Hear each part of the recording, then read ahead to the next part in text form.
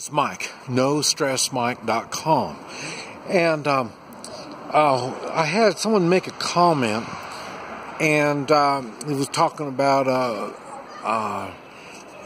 low-cost housing and how difficult it would be to afford some place to live on minimum wage. And so this is what, and I said I was going to make a video on it, and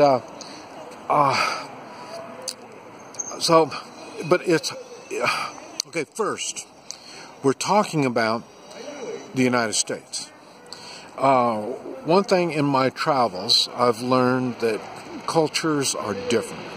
That different cultures got different ways of taking care of their poor.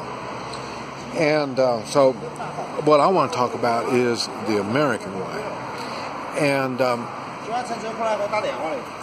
what it is,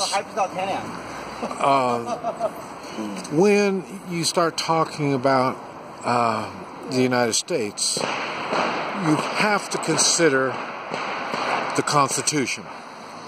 Oh yeah, this is Chinese New Year. Yeah, this is the first day of celebration, and stores are all closing, and they're all closed now. You can see there's not much traffic out either. So, but anyway, you have to think in the United States on in reality. Now, this is the problem that socialists, communists, liberals, I don't know where you want to call these people, New World Order, however you want to call them, they don't think in reality, and they sure don't consider the United States. They try to look at everything else without looking at the United States. And I've already made videos talking about the uniqueness of the United States. So, in other words, when you are talking about housing, you have to consider all these other things. And one of these things is, like I say, the Constitution. And the Constitution was made and put together by people in general with Christian values. And so you have to look at it, at the housing thing, or the poor, or whatever you want to call them. You have to look at them in that context. Otherwise, it doesn't come out right. And this is where everybody's got the problems. That's why everybody's all screwed up on this stuff. They're under the impression we, the people, are supposed to have a plan in place to take care of the wages and work and housing and food and all this stuff. You know, that's the idea. That's what everybody thinks. And the United States wasn't set up for that. And it's still not set up for that. And we don't want to have it set up for that. And the reason is, what makes the United States the way it is we are open to opportunity. And every time you start giving out stuff, you're taking away from somebody. When you're giving it out in the way of the government's going to give it out, then you're going to take it from somebody else. That's just the reality of things. So, in other words, when the government has their wild idea that you need to make more money, then they come up with some crazy scheme like, okay, we'll raise wages. Okay, you're right. They raise wages for government workers. Government workers really get a pay raise, and now what they want to do now is tell business people how much to pay others. Now, when you start, and like I say, the system is not set up for the government to tell people what to do. Tell we the people what to do. We the people are supposed to tell the government what to do. So when they jack around with wages, what they end up doing is losing jobs. And there's a whole different ways of losing jobs. I'm not even going to go into that. But and then the same thing when they want to get into housing. Well, we got to take care of the poor. Okay, there's nothing in the Constitution that says this. The whole idea is we are given opportunities, and we choose to take these opportunities or choose not to. And if the government is not supposed to get involved in it. Now, this is where we're right back to Christian values. Now, there is a way to handle this stuff, and it is through getting the hell out of the way, letting people do something with their lives. Okay, this is what, and I see it here in China. I see it here.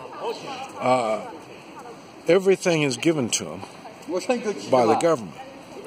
Right now, they're doing really good. 50 years ago, they weren't doing all that good. They were starving, and they had a lot of problems. So in other words, when the government gets involved, they're going to screw it up no matter what. And housing is a good example. You can do the housing and food. All these poor people, they're homeless, they don't have nothing to eat. Okay, and you see how government regulation has stopped people from, we the people, from helping our own, because the government wants to do it. So then they put regulations and laws and stuff like that to stop people from doing it.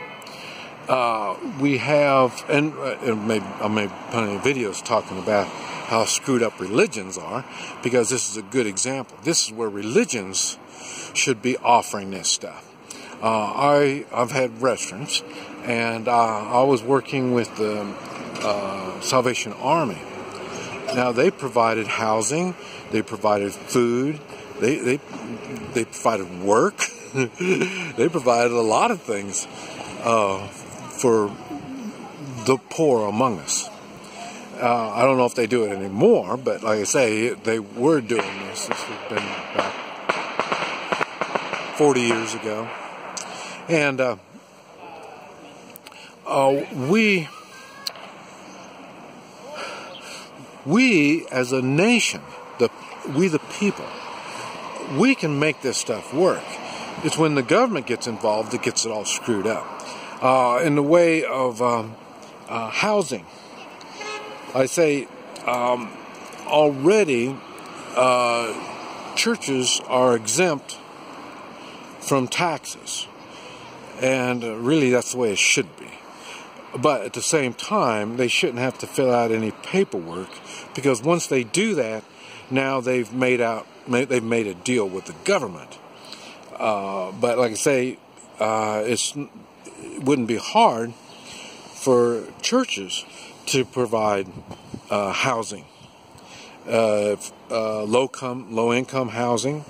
It gives, and to maintain these houses and stuff like that. These are ways to teach skills to people that need to learn skills.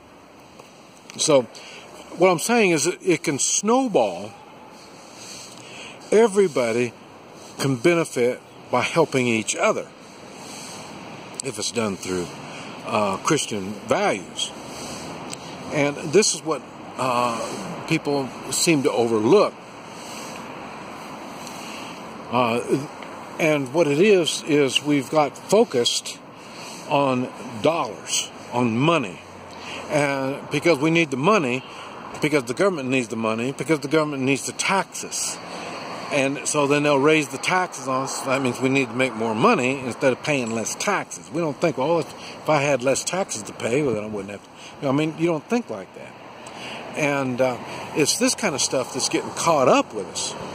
And the housing, like I say, that's what the main thing this video is about. The housing, there's plenty of old houses that can be purchased through churches. If the government wants to get involved, they can with a government loan. They can go on and the churches can buy it through the government, and then, like I say, they can remodel them. They can keep them going. They can rent them out to the low-income people. Let the churches oversee how these things work. I mean, how much money do they need to make? How much they can go on and rent the place for, and all this stuff. These are all things that can be handled in other places. Even as an individual, I could even do that. If you would allow me, let the government, like I say, loan me the money for these older houses and let me remodel the thing and then rent it out. And then to the low income, and then same thing. If I keep track of what I put into it, and all this stuff, and I could sell it, and like I say, because I've improved the property, that's going to raise the value, and then, like I say, I can make something out of it, and then, like I say, even the government can make something out of it. I mean, they do that already on capital gains. So it'd be the same thing. Capital gains tax would be the same thing on a house. Let me buy the house for $5,000. Let me remodel it, put another $10,000 in it, and I'm using. Well, for me, I'd be using my own labor. I'd be able to learn how to do the stuff I need to do and get it done. So there's ways. There's all different kinds of ways to make it work. It's just, we, the people, need to make it work. We don't need the government to tell us how to work. Maybe we will come up with an idea and run it by the government. If we're going to need government loans and stuff like that, that might be a way to do it. But like I say, we need to make these decisions ourselves. That's how the United States was developed. Like I say, everybody has an opportunity to improve their lives. And like I say, I was homeless. Now I got a home now, but for years I was homeless. You know what I mean? So, there's advantages and disadvantages. So some of these homeless people choose to be homeless. And then some of them, like I say, they're mentally ill. There's reasons for all of this stuff to happen. What we need to do is focus on the reasons, not trying to patch up everything that gets screwed up. Let's go for the, don't mess with the symptoms, go for the cause. And it applies for everything. This is Mike, NoStressMike.com.